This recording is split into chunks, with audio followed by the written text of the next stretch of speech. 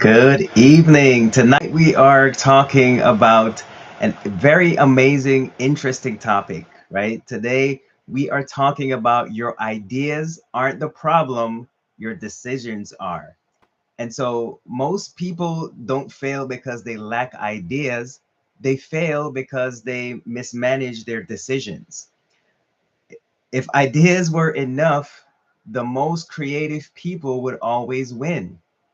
But guess what? They actually don't, because what determines momentum is not just creativity, it's a decision architecture, right? So this is the strategic lab, the strategic thinking lab, right? So where we sharpen decision making for people who are building something that matters.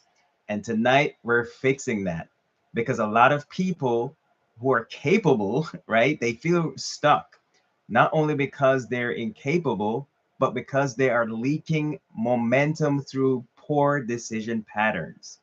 And so that's what we want to talk about tonight, right? So hopefully you all can hear me well. If you are able to see me, then you can go ahead and put that in the chat. And if you can hear me, that's even better as well, right? So let's see here. All right. So hopefully you guys can hear me, right? So welcome in. So happy Friday to everyone that's joining us tonight on tonight's live stream. Again, the topic for tonight is the your ideas aren't the problem, your decisions are. And so we're going to go ahead and talk about the illusion of ideas. So a lot of times people think that these new ideas that they're having, right, it makes them feel like super productive, right? They feel like they're visionaries, they feel intelligent, they feel like movement every time they have an idea. But the thing that we don't see is that the ideas actually create what's called dopamine, right?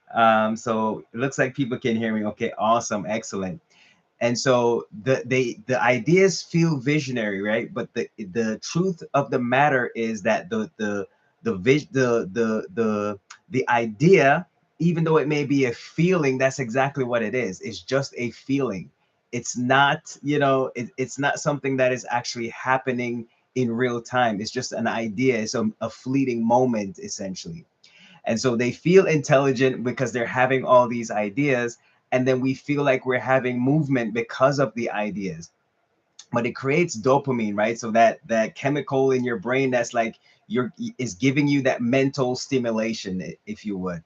And so that's what we have to shift our mindset to understand that not only just the idea, but the idea needs to be coupled with something else, right? It can't just be an idea, because when you do the execution, that's what creates the discipline. And I know I'm going to be saying a lot of words. They're come off, probably like buzzwords to a lot of people, right? When we talk about discipline, we don't want to just say the words. We want them to actually have meaning. Execution means you're doing something. It sounds like a big word. And a lot of times when we think of doing something, we're thinking of, being busy all the time. Essentially, we're just saying, okay, we're going to be busy, and that's going to be the thing that's creating the movement for us. But unless you're actually doing something, then you're not doing, there's no momentum happening. And many people, that's what we're addicted to. We're addicted to mental stimulation and not actual momentum, right? I'm going to say that again. Many people are addicted to mental stimulation, not momentum. And so those new plans, right, we're constantly coming up with plans. I'll use myself an example. I could come up with a plan like in 20, in 20 minutes. I say, okay, like I get to see everything. I got a plan, right? I do the plan, and then I just keep making plans, right? What does that actually do for us in real time? It does nothing for us, right? It's just a plan that is not executed. And a plan that is not executed is just a bunch of words, right? It's just a bunch of stuff, that's just showing up on your radar. It's not. It may feel like it's progress, but it's not, right? So, and then what ends up happening is we pile that on top of, I want to go into a new direction, right? You guys hear me talk about pivoting a lot. Pivoting, we kind of overuse that now, because what we're doing is we're taking the definition, and we're saying, okay, well, because I'm trying to run away from something, or I don't feel like doing it this way, I call it a pivot, right? And so now we start to make that feel like it's progress, but it's actually not. So those new plans, those new directions, we got new tools, right? We're using AI now. And so AI becomes this new tool that we're using. And what ends up happening is now it's taking away from our creativity, because everything that is in there is just is information that's getting spit back out at you, right? We're not really doing the creative thinking, or creative juices aren't really flowing that much, because what ends up happening is that you guys who use social media, if you're not using not social media, use AI. If you're not being disciplined in how you use it, right? Create. I'm gonna tell you a quick secret here, right? Create those GPTs within within the models, right? So that way you can just say, okay, I want you to create this to be able to execute this, right? So that way you're not constantly, you're sitting in that, in the platform, you're sitting on the AI system, and you're not actually executing anything, right? You're just like going on a loop. And the next thing you'll know, I can say this because I've been doing this for quite some time now, and I'm only telling you what I've done. Right? Like you'll start yourself in one in a, you think you're going on there to do something for like 5 minutes, right? But then like 2 hours later, because it's the system is built to continuously ask you questions, so you never get an opportunity to actually execute the thing that you want to execute, right? And so that's what ends up happening to us. So it feels like progress, but it's not really, because we're using tools, we have all these systems, and we have these new systems, these new frameworks, and it feels like progress, right? But thinking is not building, right? The thinking is not building. Planning is not building, right? We can do those things ad nauseum. We're just, oh, I'm thinking about this project. I'm thinking about all this, right? But you're not really building anything. And so talking about it is not building it either, right? So the only decisions move, only decisions move builds forward, right? That doesn't even make sense. So so the decisions that you're making without that movement, it's not going to go anywhere, right? So I've had seasons where I mistook, my ideas for progress, right? I'll come up with the ideas, and I will just constantly put it like I am the idea guy, right? Like I create all these ideas. If you guys look over to my, and I always refer to my scrum board, right, where I'm constantly coming up with ideas. And I'm not saying that just always gathering ideas is a bad thing, right? It's not a bad thing. So what you want to do is, yes, you still want to continue having those ideas, put them on the board, right? So that way you don't forget. Then take those same ideas and become strategic with what you're seeing on that board, because you have visual access to the thing that you need to start putting into motion. And so, right, it's not that we're, we often put ourselves in a bad situation, right, where we're just like, oh my god, I don't really know, what's going on, right? So we have to really, put into execution, instead of just constantly having, like these brilliant ideas, right? Like anyone can come up with ideas, but it's the execution that's going to make a difference, right? All right, I see my A1 from day one in here. Of course, my beautiful wife Michelle is joining. We got Lady T Purdy joining us in the room as well, right? So happy Friday to everyone. I hope you're having an amazing Friday thus far, right? So I'm on a roll. I'm just moving, moving and shaking tonight, right? So not going to be before you long, but I really want to just get this information out, because a lot of times what ends up happening is we're so caught up in building, the ideas, that we never get to execute it.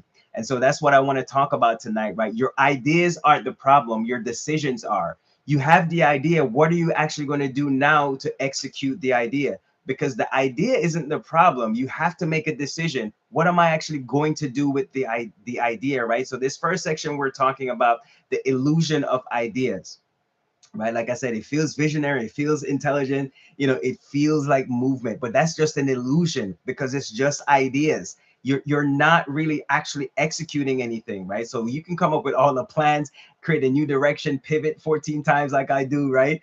And it's like, okay, well, what am I doing now? But so those ideas, they become that mental stimulation. It's not actually momentum. So now we have to be able to learn how to transition from the thinking phase to the building phase, right? And so I was undecided and calling it strategy, right? Like that, a lot of us are doing that. The real cost isn't failure though, it's erosion, because we're mismanaging those decisions. We're not, and those mismanaged decisions don't destroy progress overnight. It erodes it slowly. So what do I mean by mismanagement, right? We're going to talk about that in the next section, what decision mismanagement actually looks like, right? We're going to talk about 4 distortions that I repeatedly see, right? Whether it's on, on the job, whether it's just dealing with people on a daily basis, right? Or any kind of communication, any kind of relationships where you're actually working with people, you're going to recognize these things, and they repeat themselves, right? Remember, I was talking about pivoting. And so pivoting too early, right? And I'm like thinking to myself, how do you know it's too early when you're pivoting? Right? What is the data that you're accessing or assessing to determine when you should actually pivot?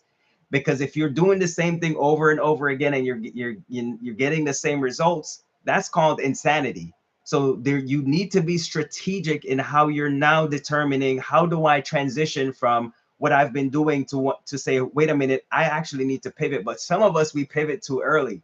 Here's what I mean, right? We abandon the direction before it has time to compound, right? So compounding requires consistency, right? I was on scrolling on Instagram today, and I was like looking in I came across this one post where this guy was saying, I think he's like a physical trainer, right? And he was saying, you should eat like a dog.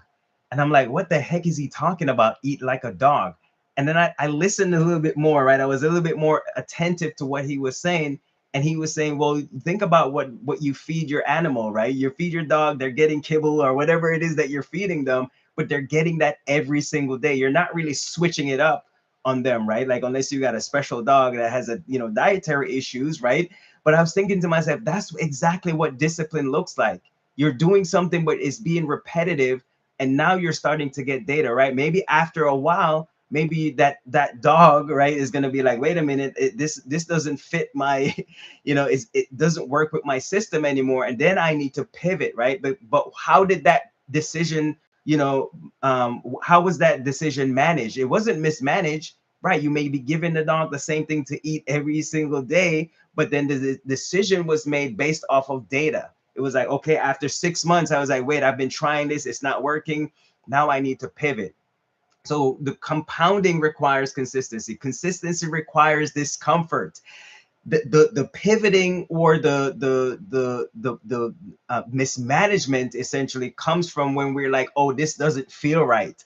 I don't like the way this makes me feel, right? I was scrolling through my other social media earlier today, and I was like, wait a minute, you know, some people that I saw that started off around the exact same time that I started my journey on that platform.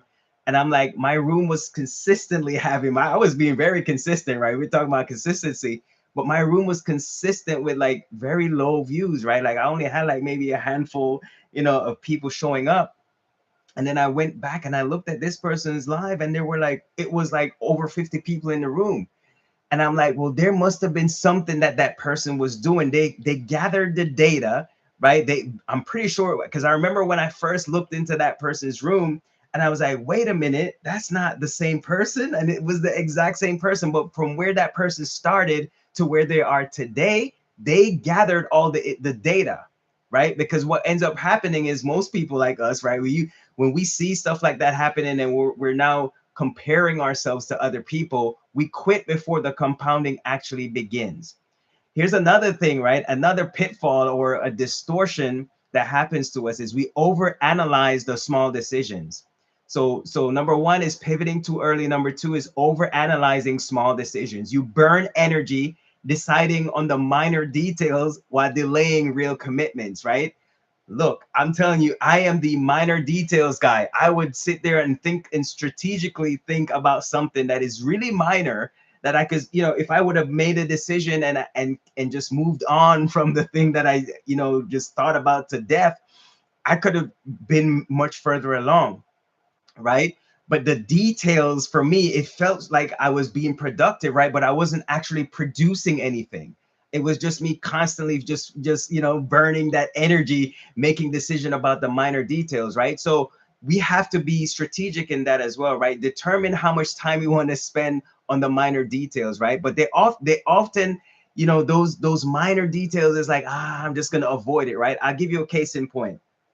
I'm supposed to be doing interviews for an opportunity that's coming up on my business, right? And I said, you know what, I need to know, first of all, I need to schedule the times, I need to get all the right people, right? And then I've got to schedule the interviews. And I was like, I just kept trying to get into the minor details of it because I was really doing what's called avoidance. I did not want to schedule those appointments, right? But I'm like, man, I could just keep pushing it off, but time was of the essence. I couldn't focus on the minor details, right? I just had to use the systems that I had in place to make a decision to say, oh, wait, I just need the top 3 candidates, right? If I get those 3 sent, then I can just send the email out and then just be gone, right? So I was able to complete that step, and now I have scheduled appointments, right? So we've got to look at it from that perspective, right? Are we over analyzing the small decisions, and is that what's keeping us from actually moving forward?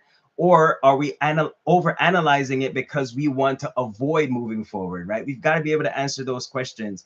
And so the third thing that we do is we delay big commitments, right? Similar to what I just mentioned. We're delaying those big commitments. If it's a large thing, here's another example I'll give you, right? I got an opportunity to present my business to a company, right? They gave me 2 options to choose from for as far as dates and times, right? So there's one in March and there's one in April. Which one do you think I'm going to choose, right? The procrastinator in me is like, I'm going to go with the one that's further out because I need more time to what? Prepare, right? I'm procrastinating. I'm pushing off the inevitable. And so that's a big commitment, right? Yes, albeit it's only going to be a 15-minute presentation, right? But there's a lot that goes into, for me at least, right, that goes into the preparation phase of me trying to determine, oh, wait a minute, I need to actually put all this stuff together, right?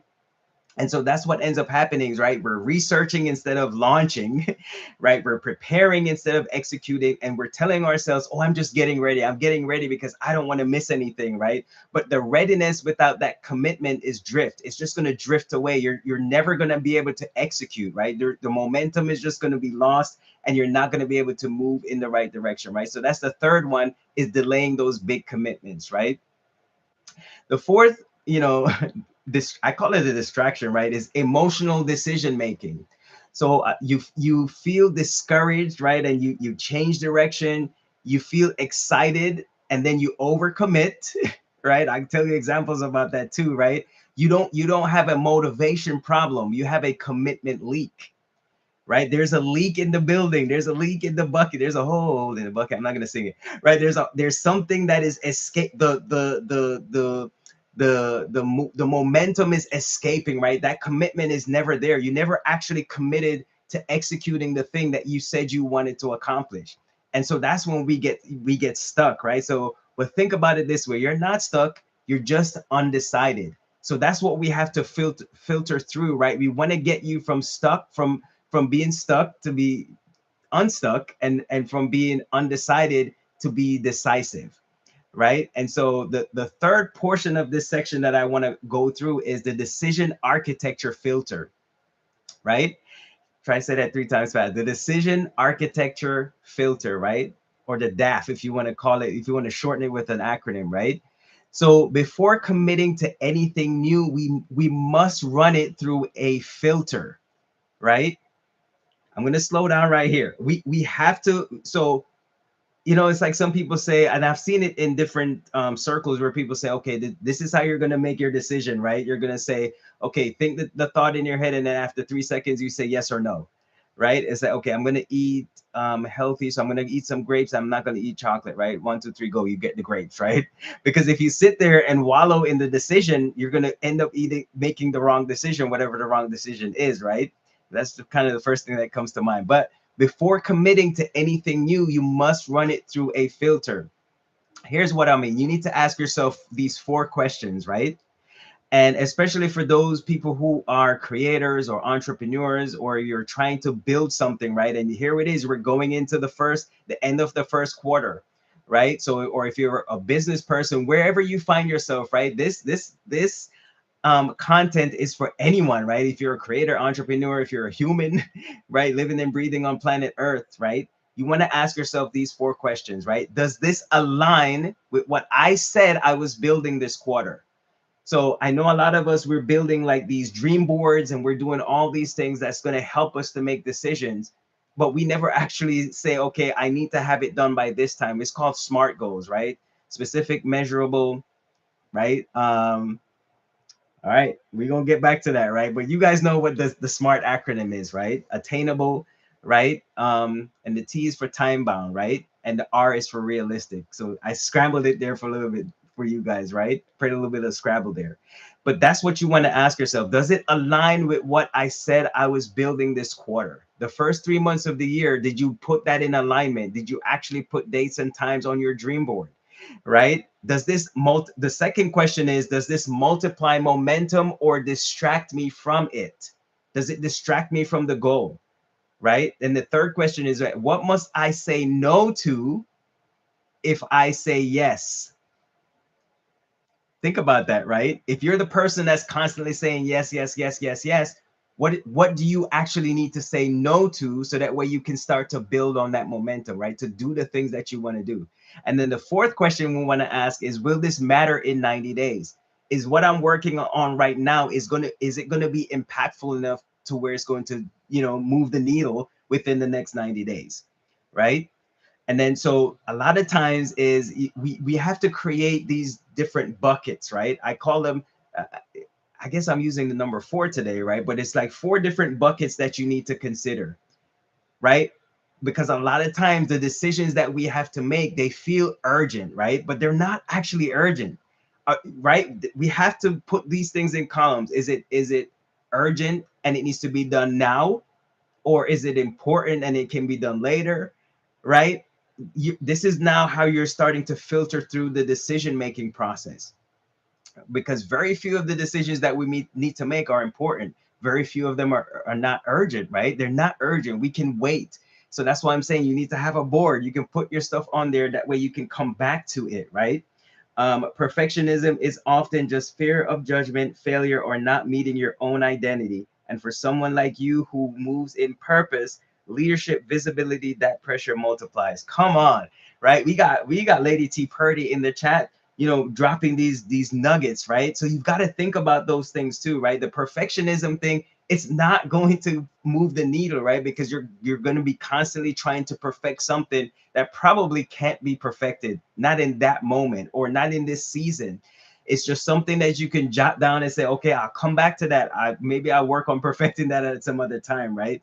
But we've got to really be strategic, right? This filter is actually going to force you to become clear on the decision making. It's going to force clarity, right? You guys hear me talk about, in my clarity circle, it's exactly what it is, right? A clarity actually protects your momentum, because now you know exactly what you need to do. You're measured in your decision making, right? And so that's what you want to do. So I'm going to invite you guys, if you want a structured version of this filter, I actually created a 90-day decision audit, right? What you want to do is you're going to run your biggest active decisions through this filter, and you want to do this before Monday, right? There's a link. The link is in the description, right? So you guys can go check that out when you want to, right? But don't just download it casually, actually use it, right? And so this is how you're going to do it. This is your application for this filter. Before Monday, you're going to choose, I'm giving you homework, right? I know it's not, it's a Friday, and homework feels heavy, right? But you got to ask yourself this question, right? Is this decision for me to make it look like I did something, or is this really something that I'm serious about getting momentum on? Right? Am I doing this to please someone or to make someone pat me on the back? Right? We've got to think about those things too, because those things are extremely important. Right? So before Monday, you want to choose one active decision. And I'm really saying this to you because it's impacting me as well. I was on a mentoring session this week, and the first question that the mentor asked was like, from last week's, processes and everything that we walked through, how many of you made a decision to actually put forth an action to accomplish something, right? Without going into great detail. And, she was like, okay, so when we meet next week, you should have at least, completed one or two of those things, right? And then she came back this week and she said, well, how many of us executed, right? Many of us actually did something? How many of those things did we actually do? And a lot of us couldn't. I mean, she wanted us to be honest, right? And everyone in the room was honest, because that's how you're going to really, become accountable. And so, it was like one or two, it's like some people put zero, right? And it's like, well, next week, I've already shown you what to do. The next step is for you to execute. So next week when we come back, we're not hearing, oh, you did zero or did one. There should be some kind of movement happening, right? Because you're getting the information, you're being taught the details. Now you have to actually execute it, right? But you only need to choose one thing, not five, not your entire life, right? Just one. And then you're going to run that through the filter, right? Make the call, right? Go ahead and commit, and then execute the first irreversible action. You've got to make that determination of what that looks like, right? So, and momentum isn't dramatic, it's discipline. A lot of times we're thinking, oh, momentum means, oh, it's going to be like, like fire and brimstone, or like, the sky opening up and clouds parting and all this stuff, right? It doesn't have to be that way. We have to make that decision. The very smallest thing that we make the decision on could be the thing that actually makes a difference, right? And that's where the discipline comes in, right? You're building momentum through repetition. Sometimes that's what it's going to take, right? So stop mistaking ideas for execution. You want to protect this quarter, right? This quarter that's coming up starting in March, right? March is only like a day away from us, right? Right, yeah, a day or two away, right? So March 1st is coming up. So we shouldn't be in the same spot that we're in January. We should have made some kind of movement, right? And so, like I said, that's where the discipline comes in. So stop mistaking the ideas for execution. You want to protect this quarter, right? So this is the strategic thinking lab, and we do this every Friday at 6:30 p.m. Eastern Standard Time. So I look forward to seeing you guys next week, 6:30 p.m. All right. You guys have an amazing weekend, and we'll catch you on the next one.